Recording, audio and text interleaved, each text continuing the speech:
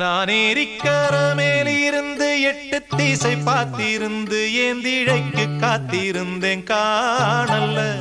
மணி 7 8 ஆன பின்னும் ஊரடங்கி போன பின்னும் சோறு தண்ணி வேணும்னு தோணல்ல.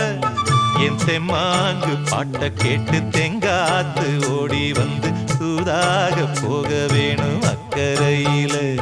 நான் உண்டான ஆசைகளை உள்ளார பூட்டி வச்சு ஒத்தேல வாடுறேனே இக்கரையிலே.